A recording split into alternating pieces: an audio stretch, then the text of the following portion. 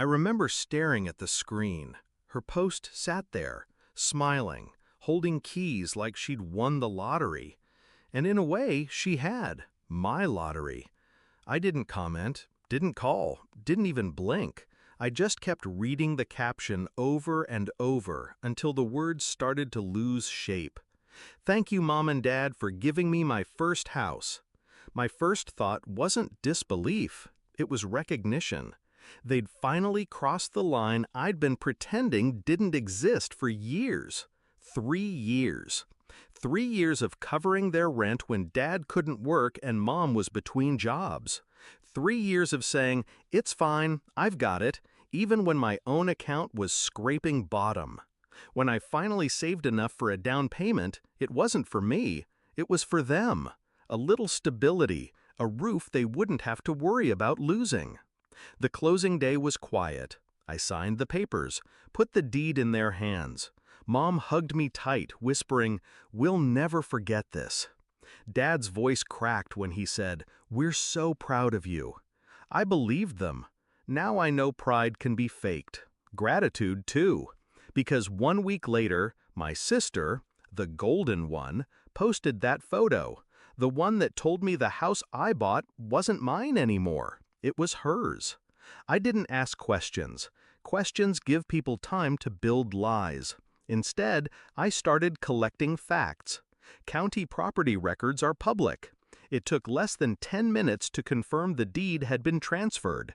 No sale, no mortgage, just a gift from my parents to her. I called my bank, checked every payment I'd ever made. Every cent was mine. Every document had my name on it, until it didn't.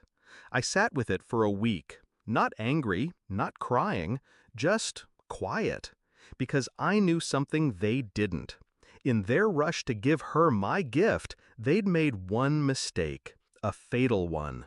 See, I didn't just buy the house, I paid the taxes up front, and I never took my name off the insurance. Technically, my name was still on the title history as grantor, and the insurance still listed me as the sole point of contact, which meant the house wasn't untouchable. The plan came together in layers.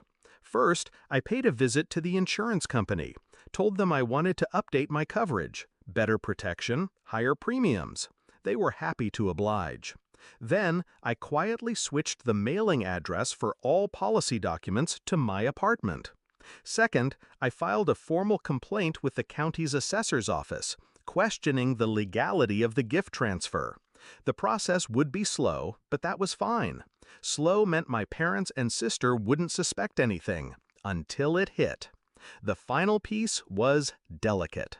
My sister had no idea how to handle homeownership.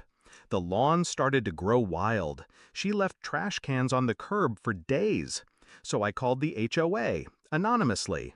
Every violation stacked fines on the property. Fines she thought were my parents' problem, fines my parents thought were hers. In reality, they were mine. By the end of month 3, the house was bleeding money. The HOA was threatening legal action. The insurance premiums had tripled because of risk factors, and the county had frozen the title transfer pending review of my complaint. That's when I called a meeting. Living room, Sunday afternoon. They were all there, Mom, Dad, and my sister, perched on the couch like a queen. The tension was thick enough to taste.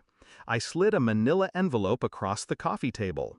Inside, copies of every document, every payment I'd made, every fine they'd racked up, and a formal letter from my lawyer. "You have 2 choices," I said, calm as a surgeon. 1, sign the house back to me, today. 2, I let the county void the transfer, foreclose on the unpaid fines, and take the house entirely. My sister laughed first. "You wouldn't." I cut her off. "I would, and I'd still sleep fine." Dad tried to reason, but his voice wavered. Mom started to cry. I just sat there, watching them realize they'd underestimated me.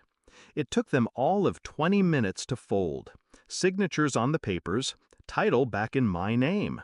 I didn't gloat, didn't yell, But when my sister stormed out, slamming the door, I let myself smile. The next day, I sold the house. Cash offer. Closed in 2 weeks. I didn't tell them until the moving trucks pulled up. Mom called begging to stay just a little longer.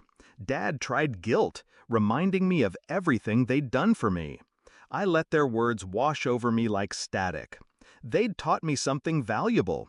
Love without respect isn't love at all. And trust, once broken, never repairs. When I walked away from that house for the last time, I felt lighter, not because I'd won, because I'd stopped playing their game. They lost the roof I gave them. I gained the freedom they'd been costing me for years, and that, to me, was worth far more than any house.